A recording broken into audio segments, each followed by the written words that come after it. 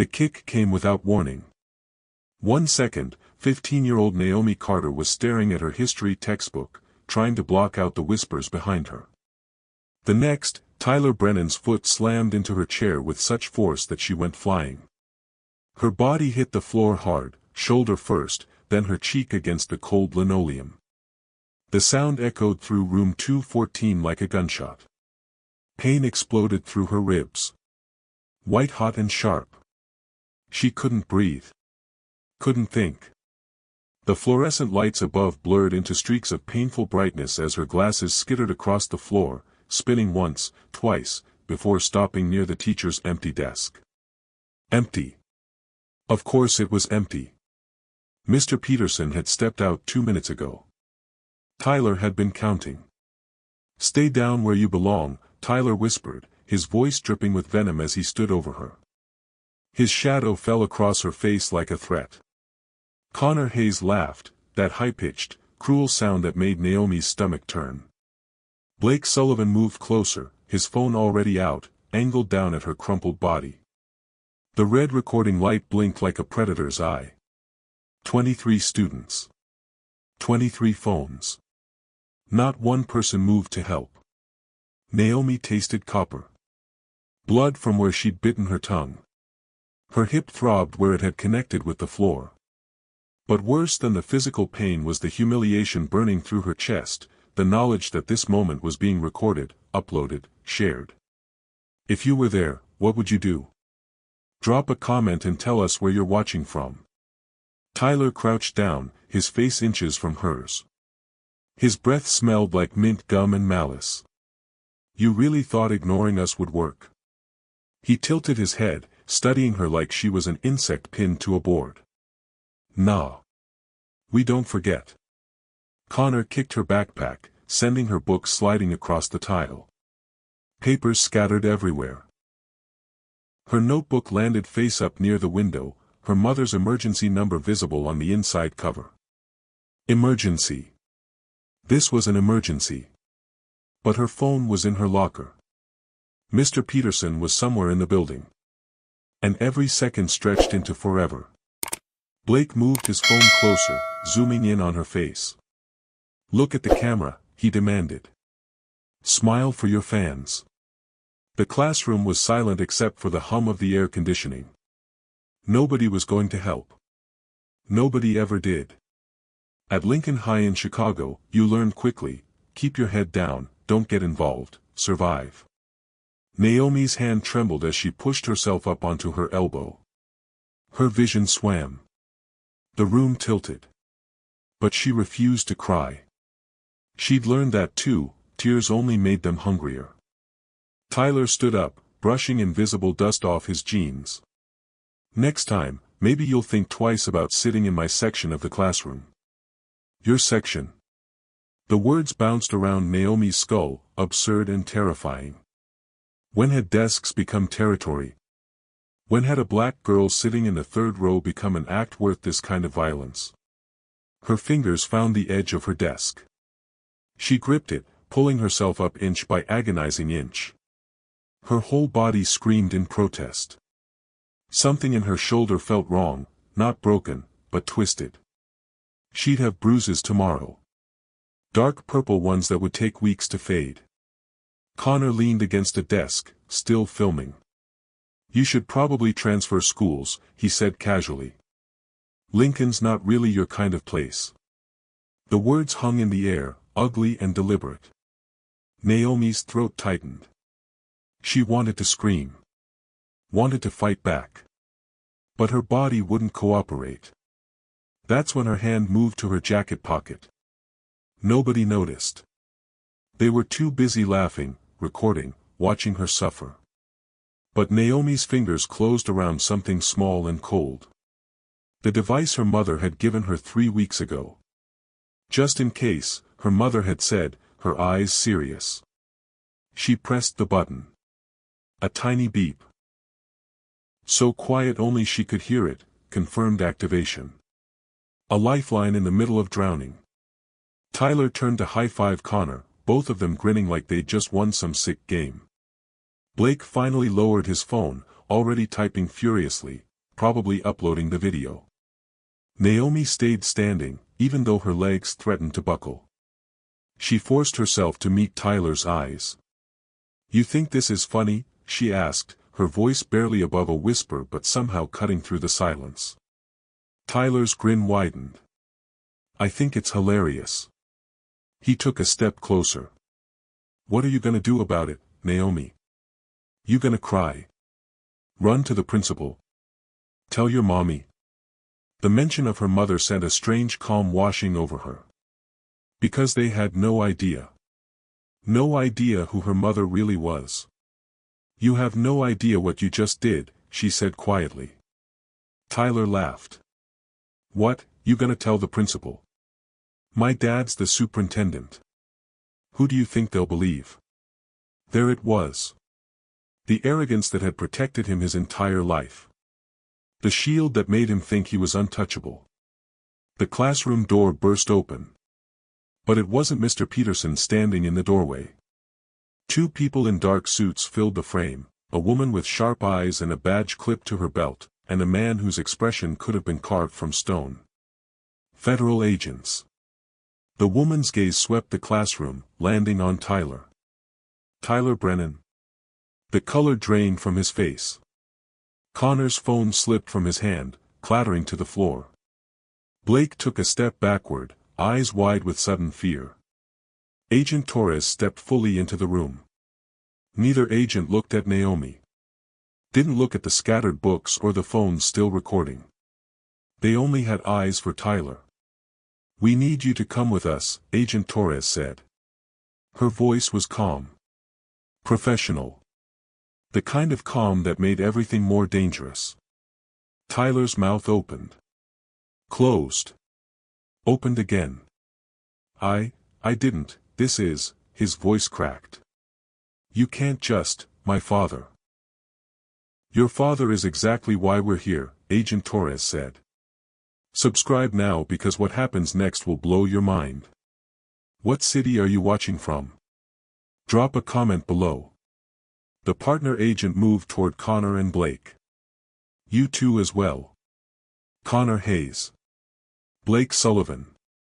On your feet." Connor looked like he might pass out. Blake's hands shook. "This is a mistake," Tyler stammered. It was just assault." Agent Torres raised an eyebrow.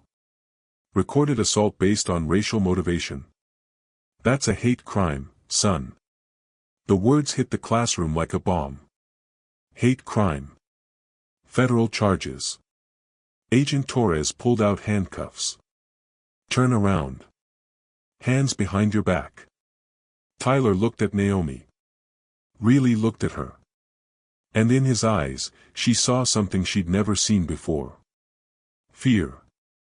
Because somehow, impossibly, the girl he'd just kicked to the ground had the FBI walking through the door 30 seconds later.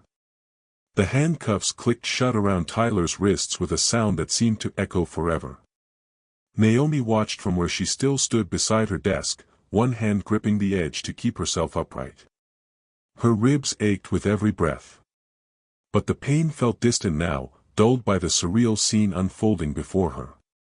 Tyler Brennan, the same boy who'd been laughing 30 seconds ago, was being read his rights by a federal agent. His face had gone from smug confidence to sheet-white terror in the span of a heartbeat. "You have the right to remain silent," Agent Torres said, her voice steady and mechanical. "Anything you say can and will be used against you in a court of law." Connor Hayes was pressed against the wall, hyperventilating. His chest heaved with panicked breaths. Blake Sullivan had his hands raised like he was being held at gunpoint, tears streaming down his face. The classroom had erupted into chaos. Students were standing now, phones still recording, but the energy had shifted completely. Whispers filled the air like static.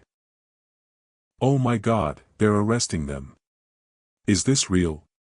This is insane." Agent Torres's partner, a tall man with graying hair and cold eyes, moved toward Connor and Blake. "Against the wall. Both of you. Hands where I can see them." Connor's voice came out in a squeak. "We didn't," I mean, we were just. Save it, the agent said flatly. He pulled out 2 more sets of handcuffs. Blake was openly sobbing now.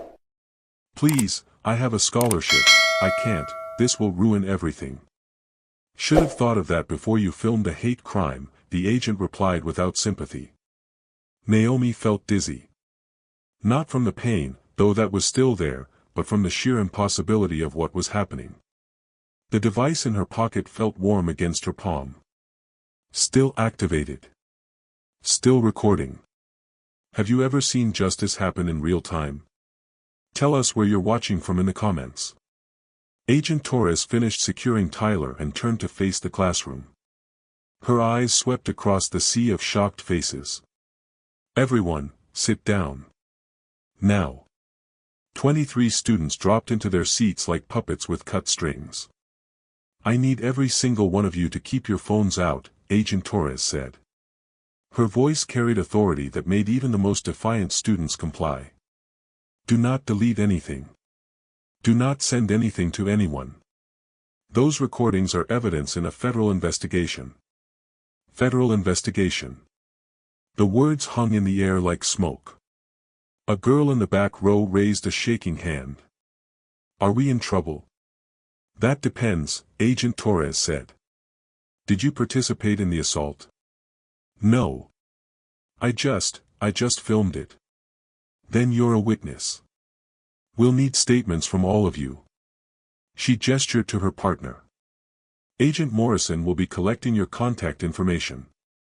Tyler finally found his voice. This is insane. You can't arrest us for a fight. It was just a stupid. A fight? Agent Torres's eyebrows rose. A fight implies both parties were willing participants. What I saw on that security feed was 3 boys assaulting a girl who was sitting at her desk. She paused. What I saw was a federal hate crime. Tyler's lawyer-ready bravado crumbled. I want to call my dad. Your father is currently being detained at the federal building downtown, Agent Torres said calmly. He's been under investigation for 8 months. And congratulations, Tyler, you just gave us the final piece of evidence we needed. The classroom went silent. 8 months. Federal investigation. Tyler's father, the superintendent, detained. This wasn't random. This wasn't luck. This was planned. Naomi's hand moved to her pocket again, fingers brushing the small device. Her mother's voice echoed in her memory, just in case, baby. Just in case. Her mother had known. Somehow, she'd known this would happen. Agent Morrison finished cuffing Blake and Connor. Both boys looked like they might collapse.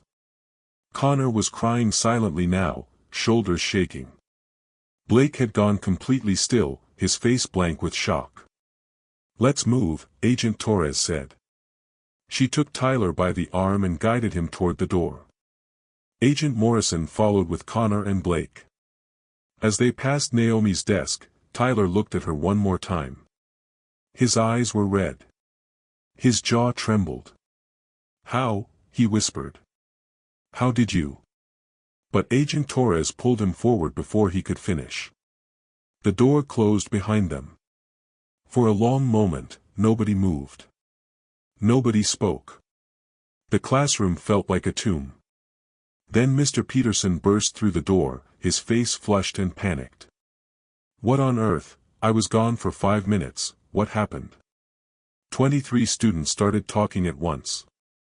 But Naomi stayed silent.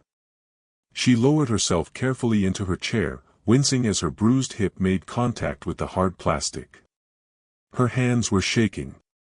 The adrenaline that had been holding her together was starting to fade, leaving behind raw pain and exhaustion. Her phone buzzed. Not the device, her actual phone. She pulled it out with trembling fingers. One text message. From Mom. Stay calm. Say nothing. I'm coming. Naomi stared at the message. Her mother had given her that device, just in case. But just in case of what, exactly? What did her mother know? And how long had she known it?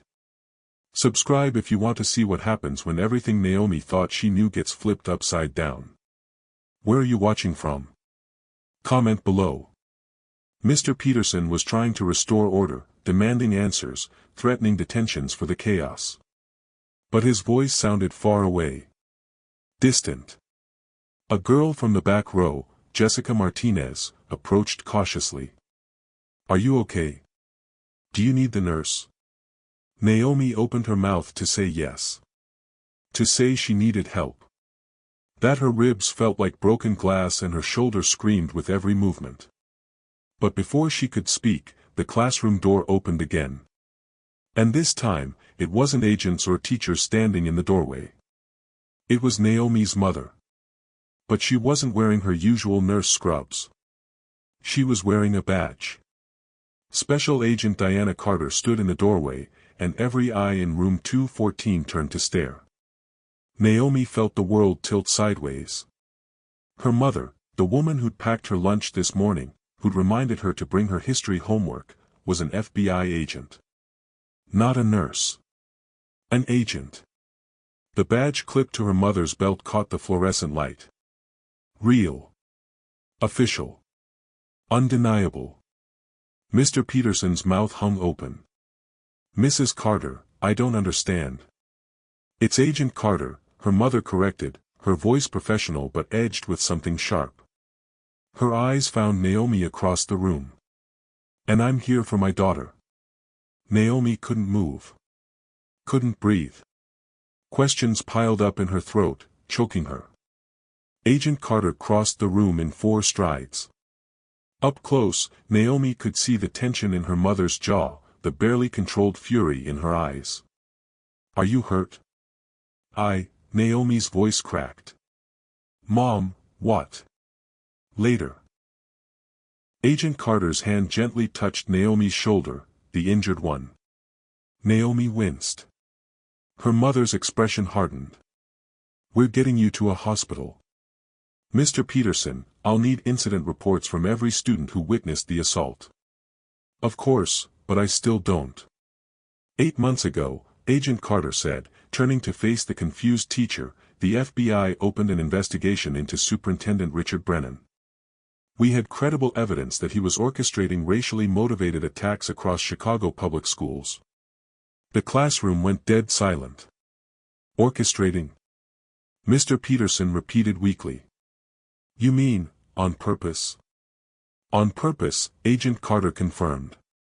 Creating incidents, documenting them, building a false narrative to justify discriminatory policies and secure federal funding.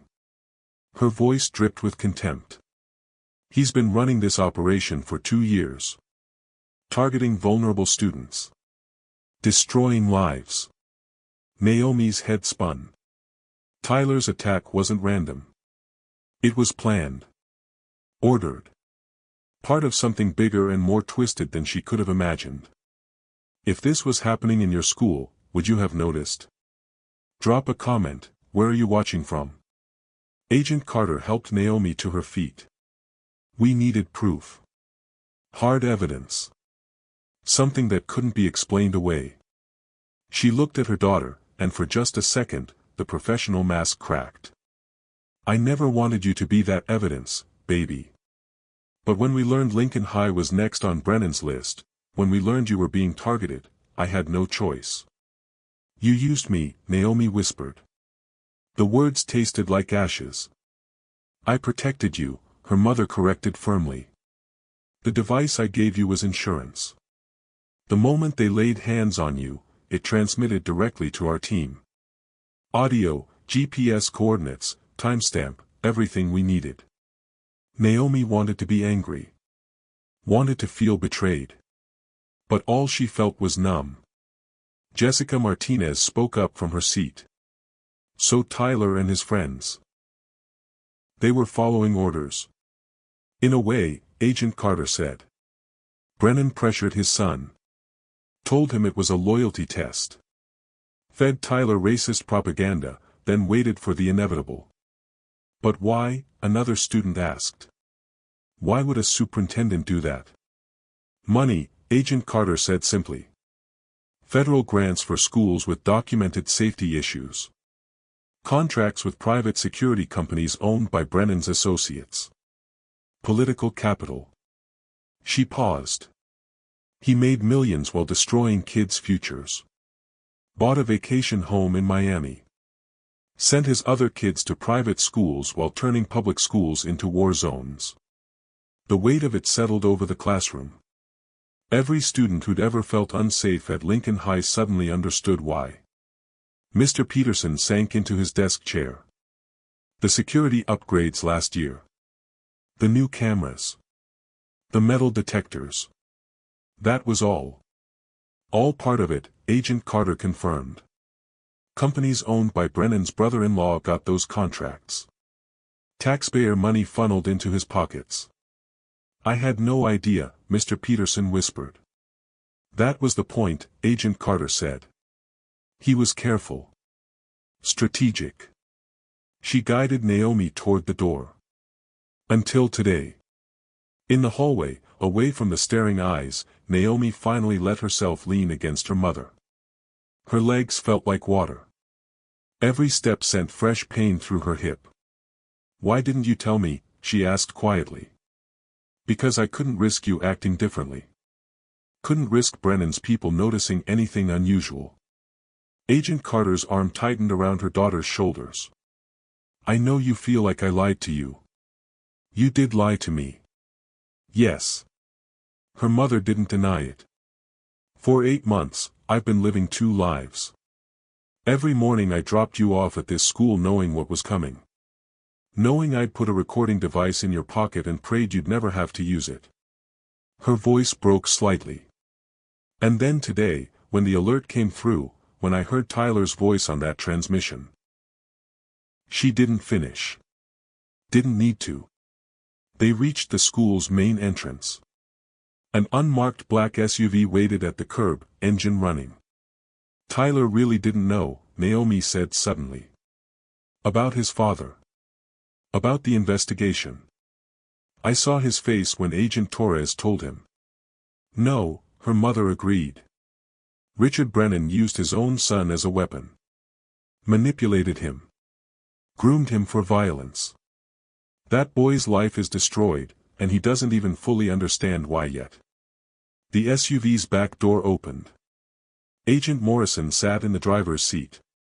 Hospital. Chicago General, Agent Carter confirmed. She helped Naomi into the back seat. As they pulled away from Lincoln High, Naomi watched the building shrink in the side mirror. Students were pressed against classroom windows, phones still out, still recording. The story was already spreading. By tonight, it would be everywhere. What happens now? Naomi asked. Her mother pulled out her phone, scrolling through messages. Now the real work begins. We have Tyler, Connor, and Blake in custody. Richard Brennan is being interrogated downtown. But he wasn't working alone. What do you mean? Subscribe now because what comes next will leave you speechless. What city are you watching from? Drop a comment. Agent Carter turned her phone screen toward Naomi. A photo filled the display, a document with names, dates, dollar amounts. School board members. City officials. Police officers. Even a state senator. Your attack was supposed to be routine, her mother said quietly. One more incident in a pattern. But you activated that device 30 seconds early, right as they struck. That timing gave us everything. She swiped to another photo showing arrest warrants. We're making arrests across the city. Right now. All of them. Naomi stared at the names. Some she recognized from school assemblies.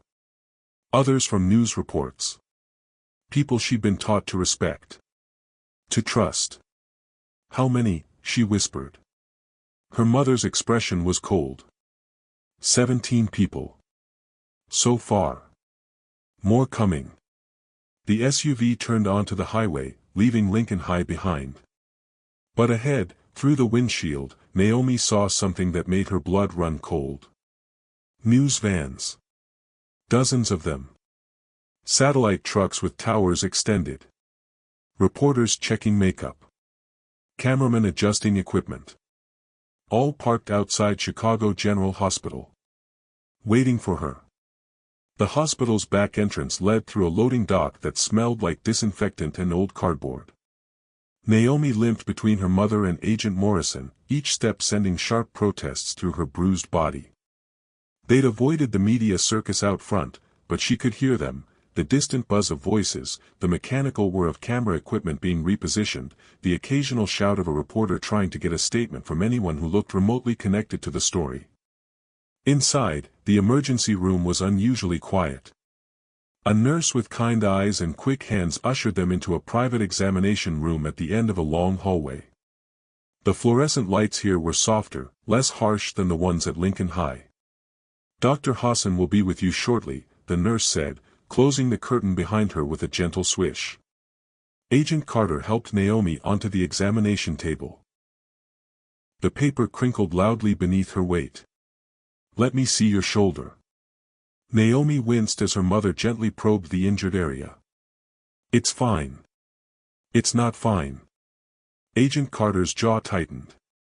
"None of this is fine." Before Naomi could respond, her mother's phone buzzed. Then buzzed again. And again. A rapid-fire succession of notifications that made Agent Carter pull it out and scroll quickly, her expression darkening with each swipe of her thumb. "What is it?" Naomi asked, though part of her didn't want to know. Her mother turned the phone around. The screen showed a news alert from CNN, breaking, Chicago superintendent arrested in federal hate crime conspiracy. Below it, another from NBC, mass arrests across Chicago school district, 17 officials in custody. And another from the Washington Post, student's hidden recording device exposes two-year racist scheme in major city. Naomi's stomach dropped. They know about the device. "Someone leaked it," Agent Carter said grimly. "Probably from inside the school. Too many people saw us take Tyler and his friends. Too many phones recording everything." She typed rapidly, her fingers flying across the screen. "The story's everywhere now. CNN. MSNBC. Fox News. ABC. CBS. International news is picking it up. Social media is exploding." Agent Morrison appeared in the doorway, his face grave. "You need to see this." He held up his tablet. A video was playing, shaky phone footage from room 214. Naomi watched herself get kicked to the floor. Watched Tyler stand over her with that twisted grin. Heard his voice, tinny but clear through the phone speaker, "Stay down where you belong." The video had been viewed 8 million times in the last hour alone.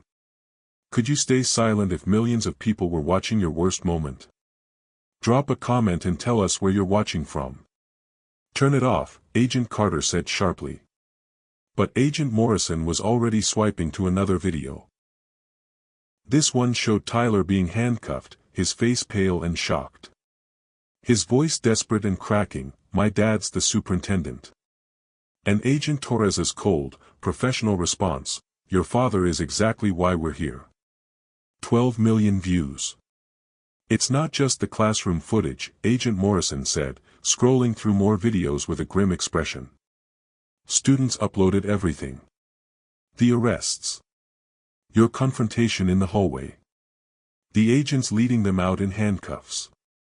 Every single moment is out there. Every second documented and shared." Naomi felt sick. Not from the pain in her ribs, but from the exposure. From knowing that her trauma was entertainment. Content.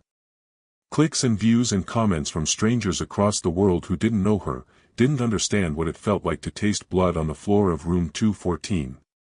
Dr. Hassan entered, a woman in her 50s with gray-streaked hair pulled back in a neat bun and steady hands that had clearly seen decades of emergencies. She examined Naomi efficiently but gently, ordering x-rays for the shoulder and ribs, prescribing pain medication, speaking in the calm tones of someone who'd seen much worse but never minimized the current pain.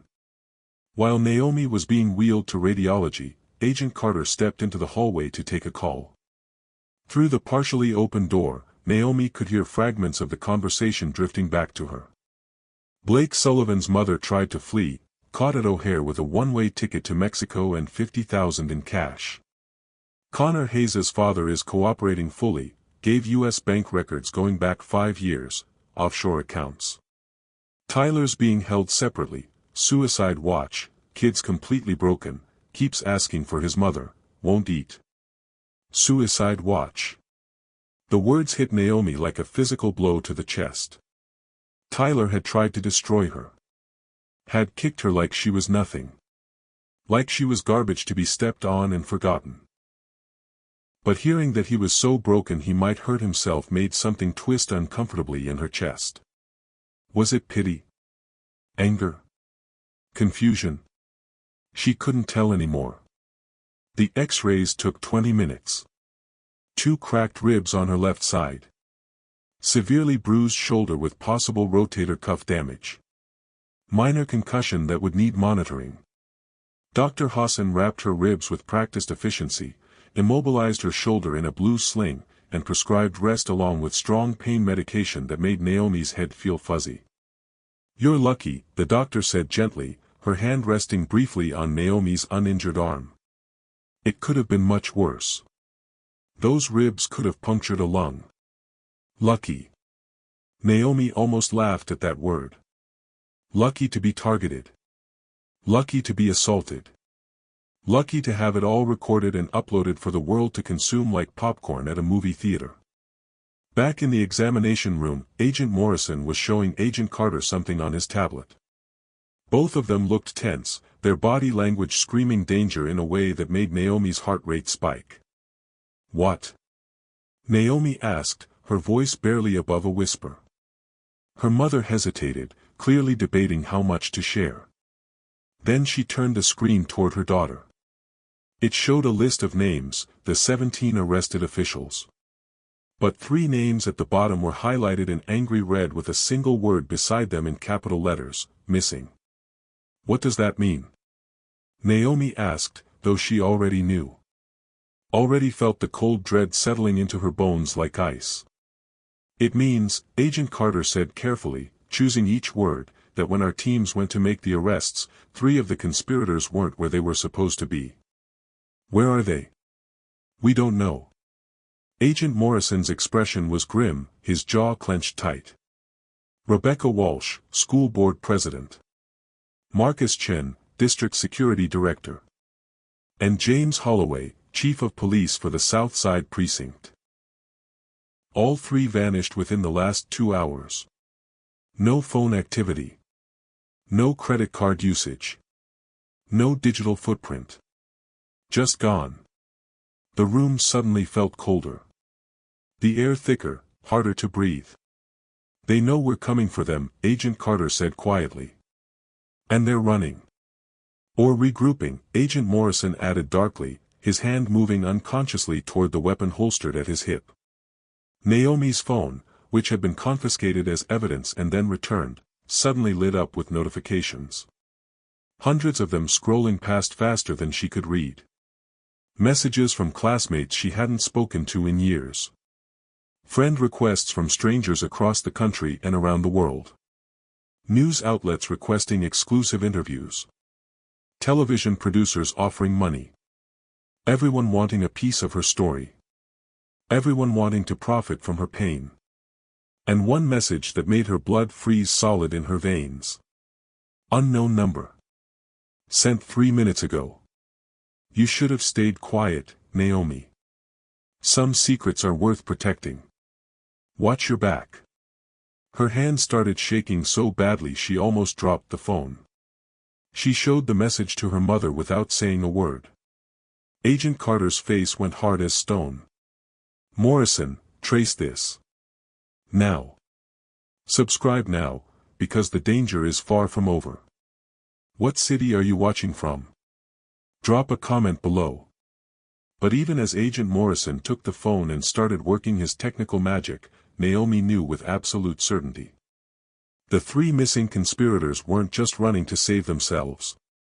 They were threatening her. Agent Carter pulled Naomi close, her voice low and fierce and protective. "Listen to me. We're not letting you out of our sight. Round-the-clock protection. Safe house until this is over." "Safe house," Naomi repeated. The words felt surreal, like something from a movie or television show. "Mom, I can't just disappear. I have school. I have finals coming up. I have—" "You have a target on your back," her mother interrupted, gripping both of Naomi's shoulders firmly but carefully, mindful of the injuries. "Three desperate people with everything to lose know your name. Know your face. Know you're the reason their entire operation collapsed." Her grip tightened slightly. "We're not taking any chances. Not with you. Never with you." Through the examination room's small window, Naomi could see the parking lot. The news vans were multiplying like bacteria under a microscope. More reporters arriving every minute. More cameras. More microphones. More hungry eyes waiting for her to emerge so they could capture her pain for the evening broadcast. And somewhere out there in the darkness, three people who wanted her silenced were planning their next move. Agent Morrison's phone rang, shattering the tense silence. He answered, listened, then his face went pale. "When?" A pause. "How long ago exactly?" He hung up and looked at Agent Carter, his voice tight with urgency. "Rebecca Walsh's car was just found abandoned near the Indiana border. Engine still warm. Driver's door standing open. She's on foot." "How far from here?" Agent Carter demanded. 40 minutes by car. Maybe less if she has help or transportation we don't know about."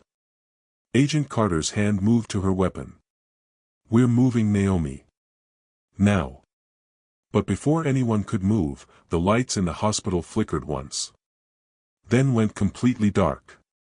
3 weeks later, Naomi stood outside courtroom 5B of the Federal District Court in downtown Chicago, staring at the massive oak doors like they might swallow her whole.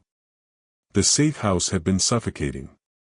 3 weeks of armed guards, reinforced windows, and eating takeout under fluorescent lights while the world outside debated her story on every channel.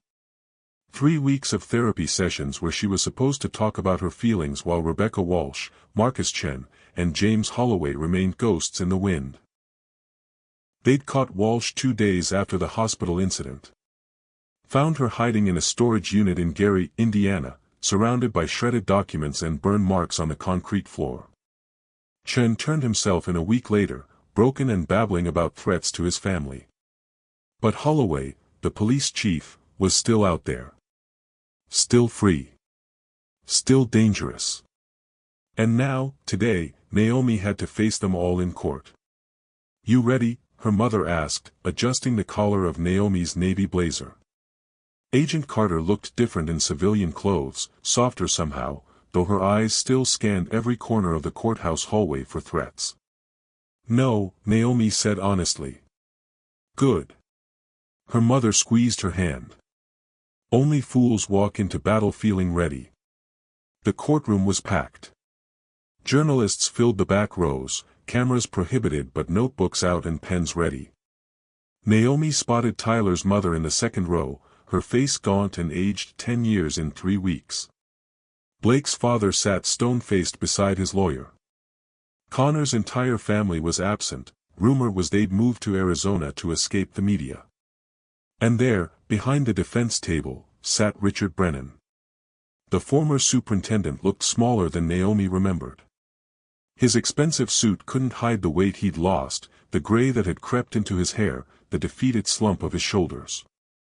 When his eyes met Naomi's across the courtroom, he looked away first. "Have you ever had to face the person who destroyed your sense of safety? Drop a comment, where are you watching from?" Tyler sat at a separate table with his own lawyer, a requirement since his case was being tried in juvenile court simultaneously.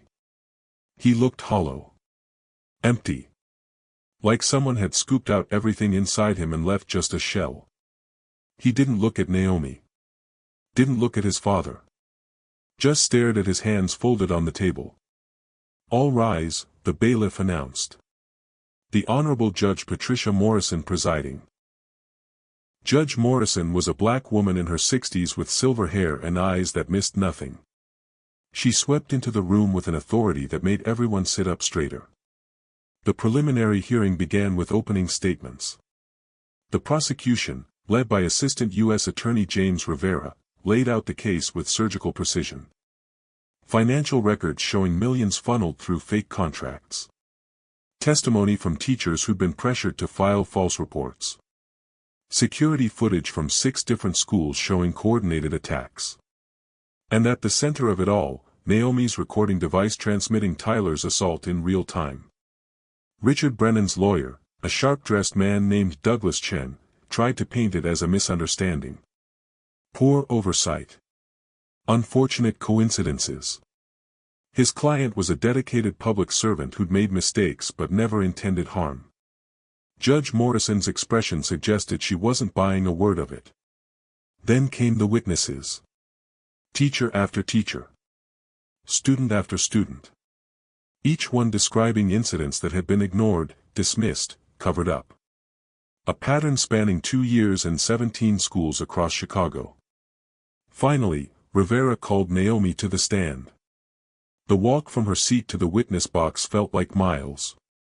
Every eye in the courtroom followed her. The court reporter's fingers hovered over the keys. The judge leaned forward slightly. "Please state your name for the record," Rivera said gently. "Naomi Carter." Her voice sounded steadier than she felt. "Ms. Carter, can you tell the court what happened on October 12th at Lincoln High School?" Naomi took a breath. Then she told them everything. The kick. The pain. Tyler's words dripping with hatred. The phones recording her humiliation. The device in her pocket that she'd pressed without knowing if anyone would come. Douglas Chen's cross-examination was brutal. "Isn't it true, Ms. Carter, that you'd had conflicts with Tyler Brennan before?" "No. Never argued with him. Never exchanged harsh words. I barely spoke to him." "But you knew his father was the superintendent?" "Everyone knew that. So you knew attacking Tyler would bring maximum attention to your cause?" Rivera shot to his feet. "Objection. Counsel is suggesting the victim attacked herself." "Sustained," Judge Morrison said sharply. "Mr. Chen, rephrase or move on." But the damage was done. The seed of doubt planted. Chen continued, suggesting Naomi had provoked Tyler. That the device was planted specifically to entrap him. That she was part of a conspiracy to bring down Brennan for political reasons. Subscribe and keep watching, because what happens next changes everything. What city are you watching from? Comment below. Naomi felt tears burning behind her eyes but refused to let them fall. She answered every question carefully, truthfully, her mother's face in the gallery giving her strength. Finally, Rivera stood for redirect. "Ms. Carter, one final question. Why did you press that button on the device?" Naomi looked directly at Richard Brennan. "Because I wanted someone to know. I wanted proof that it happened. That I wasn't invisible. That what they did to me mattered." The courtroom was silent. "No further questions," Rivera said quietly. As Naomi stepped down from the stand, something happened that she didn't expect. Tyler stood up. His lawyer grabbed his arm, trying to pull him back down, but Tyler shook him off. "I'm sorry," Tyler said, his voice cracking across the silent courtroom. "Naomi, I'm so sorry.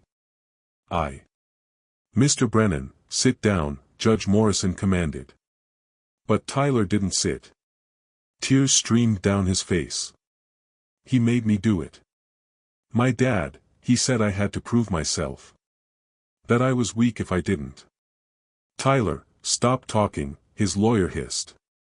"I wanted to be like him," Tyler sobbed. "I wanted him to be proud of me. And now everything's. Security guards moved toward him. Tyler's lawyer finally got him back in his seat, whispering frantically in his ear. Richard Brennan's face had gone purple with rage. Or shame. Naomi couldn't tell which. Judge Morrison called a recess. As the courtroom emptied, Naomi sat frozen in the gallery. Tyler's apology should have felt good. Should have felt like justice. Instead, it just felt sad. Because 2 lives had been destroyed that day in room 214. And one of them had been Tyler's too. Agent Morrison appeared at her mother's side, phone pressed to his ear.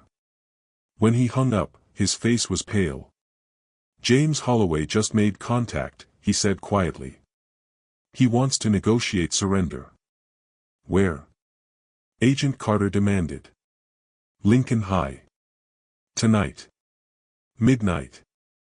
Morrison's expression was grim. And he's asking specifically for Naomi. The black SUV pulled up to Lincoln High at 11:45, 15 minutes before midnight. Naomi stared through the tinted window at the school that had been her prison 3 weeks ago. The building looked different at night, darker, more menacing, like a sleeping beast waiting to wake. Yellow police tape still crisscrossed the entrance to room 214. News vans had finally stopped camping outside, but their tire marks scarred the parking lot like evidence of a recent war. You don't have to do this, Agent Carter said for the 3rd time in 20 minutes. She sat beside Naomi in full tactical gear, weapon visible, face set in hard lines. We can send in a negotiator. Holloway doesn't get to make demands. He asked for me specifically, Naomi said quietly. If I don't show, he might run again. Might hurt someone. That's not your responsibility. Isn't it? Naomi turned to face her mother. He's doing this because of me. Because I pressed that button. Because I brought his whole world crashing down. No. Agent Carter's voice was steel. He's doing this because he's a corrupt cop who got caught. Don't you dare take responsibility for his choices. Agent Morrison twisted around from the driver's seat. Teams are in position. Snipers on the roof of the science building and the gym. Tactical units staged behind the cafeteria. If Holloway makes one wrong move, we end this. Through the earpiece Naomi had been fitted with, she could hear the steady chatter of federal agents coordinating positions. It should have been reassuring. Instead, it made her feel like bait in a trap. Would you walk into danger to face the person who threatened you? Drop a comment and tell us where you're watching from. At 11:50, the main entrance doors swung open. No lights inside. Just darkness and the faint smell of floor wax and old textbooks drifting out into the cold October night. He's in there, Morrison confirmed, checking his tablet. Thermal imaging shows one person in the main hallway. No weapons visible, but that doesn't mean he's not armed. Naomi's hands were sweating despite the cold. She wiped them on her jeans. Agent Carter checked her weapon one more time, then looked at her daughter. You stay behind me at all times. You hear gunfire, you run. You don't think, you don't hesitate, you run. Understood? Understood. They exited the SUV into cold air that tasted like dead leaves and gasoline. 4 other agents materialized from the shadows, 2 flanking them, 2 taking point. They moved as a unit toward the open doors, weapons drawn but lowered, footsteps nearly silent on the concrete. Inside, the hallway was lit only by emergency exit signs casting everything in eerie red light. Lockers lined the walls like tombstones. The floor tiles Naomi had bled on 3 weeks ago had been cleaned, but she could still see the spot in her mind. Could still feel the impact of hitting the ground. Chief Holloway, Agent Carter called out, her voice echoing. Federal agents. Show yourself. For a long moment, nothing. Just the hum of the building's heating system and Naomi's own heartbeat pounding in her ears. Then footsteps. Slow. Deliberate. coming from the direction of room 214. James Holloway emerged from the shadows like a ghost. He was a big man, 6'3", maybe 240, with graying hair and a face that had once been handsome but now looked haggard. 3 weeks on the run had carved hollows under his eyes and added a tremor to his hands. He wore civilian clothes, jeans and a jacket, and his hands were visible, empty, raised slightly. "Agent Carter," he said, his voice rough like he'd been smoking too much. "Thank you for coming." "You're surrounded," Morrison said flatly. "Snipers have you in their sights. Don't make this complicated. I'm not here to fight." Holloway's eyes found Naomi, and something like regret flickered across his face. "I'm here to talk to her." Agent Carter moved to block Naomi from view. "Not happening. Please." The word cracked. "I need her to understand. I need someone to know the truth before he stopped, swallowed hard. "Before this ends." "Before what ends?" Morrison demanded. But Naomi stepped around her mother. "Let him talk." "Naomi. Mom, let him talk." She looked at Holloway, this man who'd helped destroy so many lives, who'd sent her threatening messages, who'd been running like a coward for weeks. "You have 5 minutes. Then you surrender." Holloway's shoulders sagged with something like relief. "I didn't want any of this. You have to believe that. When Brennan first approached me 4 years ago, it was supposed to be small. Just fudge a few incident reports to justify budget increases. That's all. That's all." Agent Carter's voice dripped contempt. "But it grew," Holloway continued, his words coming faster now, desperate. "It became this machine. More money meant more demands. More attacks. We had to keep producing evidence to justify the funding. And if we stopped, if anyone questioned it," he shook his head. "Brennan had dirt on all of us. Affairs, financial problems, things that would destroy our families. He owned us." "So you destroyed children instead," Naomi said quietly. The words hit Holloway like a physical blow. "Yes. God help me, yes. 43 students across 17 schools. I know every name. Every face." His voice broke. "Including yours." "Why me?" Naomi asked. "Why Lincoln High?" "Because you were perfect for their narrative. Smart. Quiet. No discipline record. If we could show that even good black students were disruptive, it would justify expanding the program citywide." He looked at her with eyes full of self-loathing. "You were supposed to be just another statistic. Subscribe now to see how this confrontation ends. What city are you watching from? Drop a comment below." Agent Carter's finger moved closer to her trigger. "You're confessing to conspiracy to commit hate crimes." "I'm confessing to everything," Holloway said. "I have documentation. Bank records. Emails. Audio recordings of Brennan giving orders. It's all on a flash drive hidden in my desk at the precinct." He pulled something from his pocket, agents tensed, weapons rising, but it was just a key. He tossed it to Morrison. "Bottom drawer, false bottom. Everything you need to bury everyone involved." "Why?" Morrison asked, catching the key. "Why turn on them now?" "Because I can't live with it anymore." Holloway's voice was hollow. "Because I wake up every night seeing those kids' faces. Because my daughter," he stopped, emotion choking him. "My daughter is 16. Same age as half the students we targeted. And when I look at her now, all I see is what we did. What I did." He turned back to Naomi.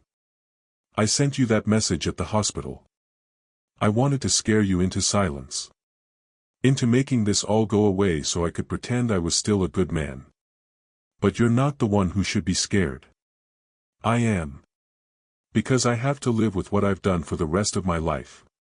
Tears tracked down his weathered face. I'm sorry, Naomi. I'm so sorry. It doesn't fix anything. It doesn't undo the damage. But I need you to know, some of us felt it. Some of us died inside every time we followed Brennan's orders. But you followed them anyway, Naomi said. Yes. The word was barely a whisper. And that makes me a monster. He raised his hands higher, wrists together. I'm ready. Take me in. Agents moved forward, cuffing him quickly and efficiently. Holloway didn't resist. Didn't speak. Just kept his eyes on Naomi as they led him away. Agent Carter pulled Naomi close. You okay? Naomi watched Holloway disappear into the darkness outside, flanked by agents. He called himself a monster. He is. But he knows it. Naomi turned to her mother. Does that make a difference? No, Agent Carter said firmly. Guilt doesn't erase harm. Regret doesn't heal wounds. He made his choices. They walked back through the hallway toward the exit. Past the lockers. Past the drinking fountain. Past room 214 with its police tape and dark windows. Outside, the cold air felt clean. The SUV waited. But as Naomi climbed inside, Agent Morrison's phone rang. He answered, listened, then his face went grim. What? Agent Carter demanded.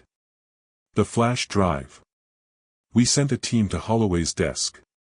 He paused, choosing his words carefully. It's not there. Someone cleaned it out. Recently. Who? We don't know. But whoever has that evidence now knows everything. Every name. Every transaction. Every crime. And suddenly, Naomi realized, the danger wasn't over. It had just changed shape. 6 months later, spring arrived in Chicago with the kind of sunshine that made people forget winter ever existed. Naomi stood at the front doors of Lincoln High, staring at the building that had nearly destroyed her. The police tape was gone. The news vans had vanished months ago. Life had moved on, the way it always does, leaving scars in places nobody could see. But today was different. Today was the day she came back. You sure about this? Her mother asked, standing beside her in casual clothes instead of the FBI gear Naomi had gotten used to seeing. Agent Carter had requested a temporary leave of absence after the trials ended. Stepping down to be there for my daughter, she'd said in her resignation letter, though technically she was still on the Bureau's payroll, just behind a desk instead of in the field. I'm sure, Naomi said, though her hands trembled slightly as she gripped the straps of her backpack. I can't let them take this from me too. If I don't come back, they win. The sentencing had happened 2 weeks ago. Richard Brennan got 20 years in federal prison with no possibility of parole. Rebecca Walsh got 15. Marcus Chen got 12 with cooperation credit. James Holloway got 18, despite his confession and the evidence he provided, evidence that had been recovered not from his desk but from his daughter's bedroom, where he'd hidden it for her to find if anything happened to him. The flash drive had contained everything. Bank statements showing $17 million in illegal contracts. Emails detailing which schools to target and which students fit their profile. Audio recordings of Brennan ordering attacks. Video footage of conspirators meeting in hotel rooms to coordinate their schemes. 23 additional arrests had followed. City council members. More school board officials. Even a state senator who'd been funneling federal education grants into the operation. The trials had dominated news cycles for months. Naomi's face had been everywhere. Her testimony replayed endlessly. Her name trending on social media alongside hashtags about justice and systemic racism and the courage of survivors. But none of that made walking back into Lincoln High any easier. Have you ever had to return to the place where your worst nightmare happened? Tell us where you're watching from in the comments. The hallway smelled the same. Floor wax and teenage sweat and the faint chemical tang of cafeteria food. Students moved between classes, laughing and complaining about homework, their lives continuing as if nothing had happened. Most of them stared at Naomi as she passed. Some whispered. A few offered tentative smiles. Jessica Martinez was waiting at Naomi's locker. She'd testified at the trial too, describing what she'd witnessed that day. She'd been the first student to speak up when the FBI started interviewing witnesses. "Hey," Jessica said softly, pulling Naomi into a careful hug that avoided her still-healing shoulder. "Welcome back." "Thanks." Naomi opened her locker. Someone had taped a note inside, "You're a hero." Someone else had drawn a heart. But there was also a crude drawing that made Naomi's stomach turn, and words she didn't want to read. Not everyone thought she was a hero. "Ignore them," Jessica said, tearing down the ugly note. "Some people are too stupid to understand what you did." What she'd done. Naomi still wasn't sure what that was, exactly. Survived? Testified? Helped bring down a conspiracy? Or just pressed a button and watched the world explode around her? Tyler Brennan wasn't at Lincoln High anymore. He'd been sentenced to 3 years in juvenile detention with mandatory psychological counseling.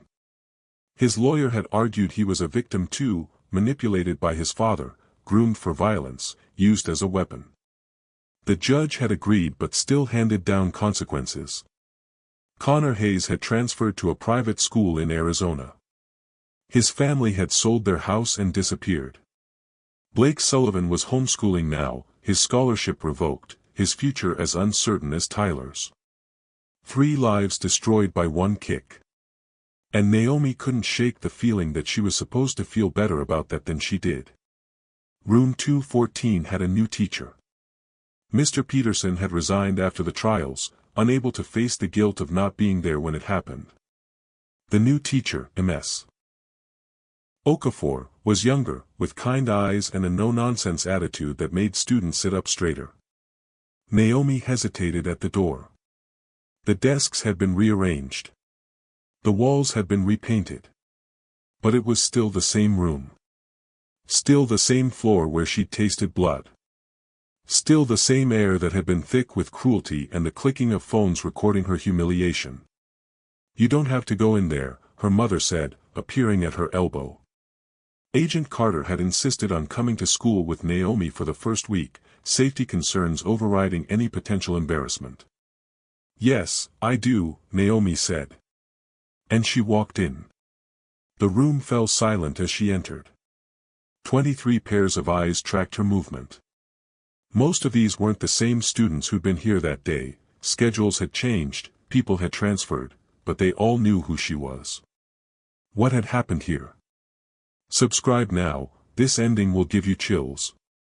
What city are you watching from? Comment below. Ms. Okafor stood at the front of the class. "Ms. Carter, welcome. Please, take any seat you'd like." Naomi looked at the desk where she'd been sitting that day. The 3rd row, by the window. Someone else sat there now, a girl with headphones who quickly looked away. She could have chosen any other seat. Could have sat in the back corner where Tyler used to hold court. Could have stayed near the door for an easy escape. Instead, Naomi walked to the desk directly in front of the teacher. The most visible seat in the room. And she sat down. That afternoon, Naomi was called to the auditorium. She expected another meeting with counselors, more therapy sessions about processing trauma and rebuilding trust. Instead, she found the entire school assembled. Principal Anderson stood at the podium, the new principal, hired after the previous administration had been fired en masse.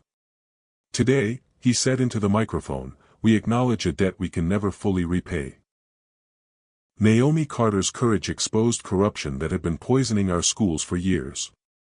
Because of her, 43 students received justice. Because of her, our district can begin to heal. The auditorium erupted in applause. Students stood, clapping and cheering. Teachers joined in. Even some who'd looked at Naomi with suspicion or resentment were clapping, though their faces showed conflict. Naomi sat in the front row, frozen. This wasn't what she'd expected. Wasn't what she'd wanted. Principal Anderson gestured for her to join him on stage. Naomi, would you like to say a few words? Every instinct screamed to say no. To sit down. To become invisible again. But she stood. Walked to the podium. Looked out at hundreds of faces waiting for her to speak. I didn't do this to be a hero, she said, her voice amplified across the auditorium. I pressed a button because I was scared and hurt and I wanted someone to know what happened. That's all. She paused, gathering her thoughts. But I learned something. Silence protects the people who hurt us. Speaking up, even when you're terrified, even when you don't know if anyone will listen, that's how we survive. That's how we make sure nobody else has to bleed on these floors. The applause was deafening. But Naomi barely heard it. She was looking at her mother in the audience, tears streaming down Agent Carter's face. Looking at Jessica, who was wiping her eyes. Looking at faces of students she'd never met but who were nodding like they understood. After school, Naomi and her mother walked to the parking lot together. The sun was setting, painting the sky in shades of orange and gold. I'm proud of you, Agent Carter said quietly. More than you'll ever know. I'm tired, Mom, Naomi admitted. Tired of being brave. Tired of being watched. I just want to be normal again. Normal's overrated. Her mother smiled. Besides, you were never normal. You were always extraordinary. The world just finally noticed. They drove home in comfortable silence. To the apartment they'd moved into after leaving the safe house. To walls that weren't reinforced and windows that weren't bulletproof. To a life that was slowly, painfully, becoming theirs again. That evening, Naomi sat at her desk and pulled out a notebook. For the first time in 6 months, she started writing. Not testimony. Not statements for lawyers. Just her story, in her own words, the way she needed to tell it. The first line came easily, the kick came without warning. And Naomi realized something she'd been too traumatized to understand before. Some scars never fade. But some battles are worth every wound. Because she was still here. Still standing. Still fighting. And that, finally, felt like victory.